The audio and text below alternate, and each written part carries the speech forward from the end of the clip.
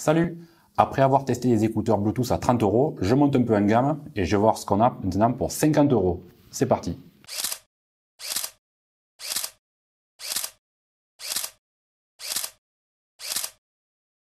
Un seul concurrent aujourd'hui, personne n'a voulu se mesurer à ces petits Trania B530.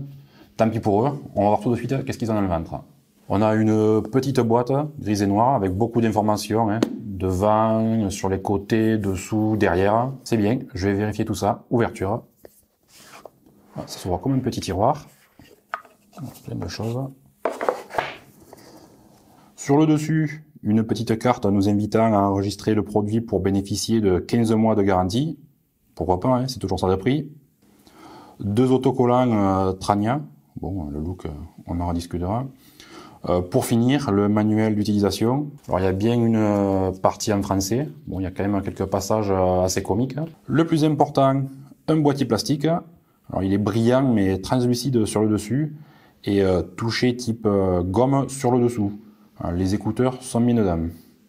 Une petite boîte d'accessoires, plus c'est marqué dessus, faut pas se tromper, avec à l'intérieur deux paires d'embouts en silicone de tailles différentes.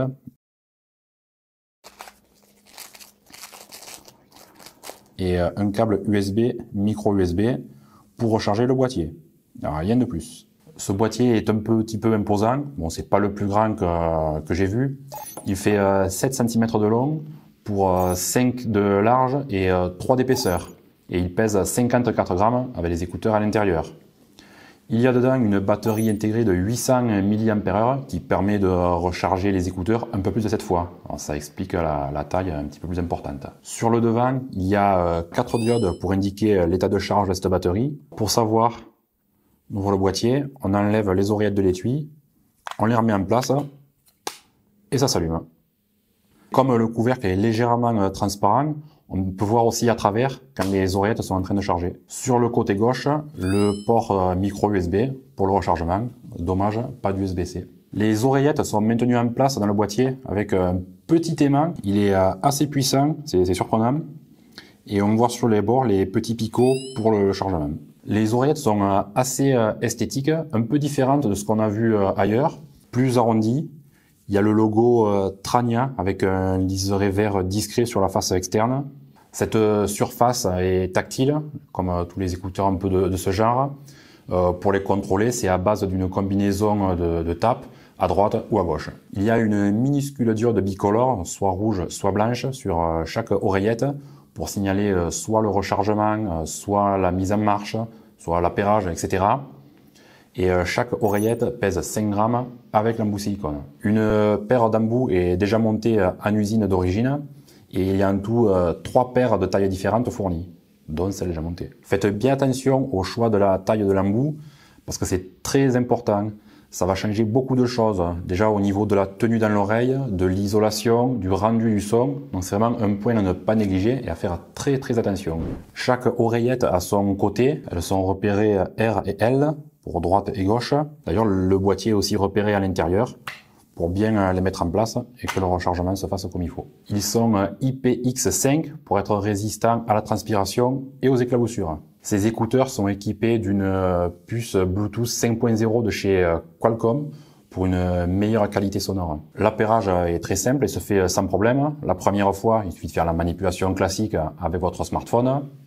Les fois suivantes, dès que vous allez les sortir du boîtier, ils vont s'appairer automatiquement. Vous entendez à l'intérieur une petite voix qui va vous dire que c'est OK. Pour les arrêter, il suffit de les remettre dans le boîtier et ils s'arrêtent automatiquement. Comme pour tous les écouteurs de ce genre, il y a une oreillette maîtresse et une oreillette esclave. Alors la maîtresse est la première que vous allez appairer, la deuxième sera l'esclave. Et par contre, il est bien possible d'en utiliser qu'une seule. Vous voulez mettre juste une oreillette dans l'oreille, vous pouvez laisser l'autre dedans, ça fonctionne très bien. Ils sont bien compatibles aptX pour une latence très limitée, ce qui va être très appréciable pour regarder des vidéos. Et ils utilisent également l'algorithme AAC pour une meilleure qualité sonore. Alors les puristes vont crier, parce que là j'ai fait très simple, mais bon, la vidéo va pas durer 2 heures. C'est vraiment pour faire simple. Effectivement, par rapport aux écouteurs à 30 € que j'ai testés précédemment, on franchit un palier au niveau de la qualité sonore. C'est un peu plus riche, les basses sont bien présentes, mais sans écraser tout le reste du spectre sonore du médium et des aigus. C'est une signature sonore qui me plaît. Bon, ça ne plaira sûrement pas à tout le monde. Là, c'est très personnel. Mais à mon avis, ça conviendra à tous les genres musicaux sans problème. Il n'y a pas de système électronique d'annulation des bruits ambiants. C'est l'isolation avec l'embout qui fait tout le boulot.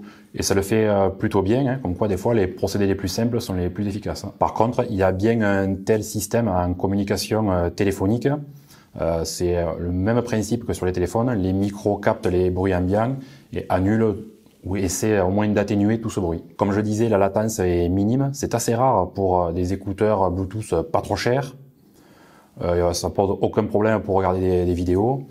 Malgré ça, si ça vous perturbe, un petit passage par VLC où on peut régler le décalage du son. Du tout rejouer, hein. L'autonomie donnée par le constructeur est de 8 heures par recharge. Alors j'ai réussi à les faire fonctionner 7 heures d'affilée. Donc pour une journée, je pense que ça ne devrait pas poser problème. Et si vous n'avez pas assez, un petit tour dans le boîtier et ça se recharge. Alors ce qui est malin, c'est qu'il y a un système de rechargement rapide. Avec 10 minutes dans le boîtier, vous gagnez plus d'1 heure d'autonomie. Une recharge complète prend 2 heures. L'autonomie totale, donc la première charge plus toutes les charges au boîtier, vous permet 64 heures d'autonomie. Pas de problème pour la tenue dans l'oreille, en marchant, en courant, en sautant, selon mon test scientifique habituel, reconnu par la communauté internationale. Si vous choisissez le bon embout, ça ne bougera pas d'un pouce.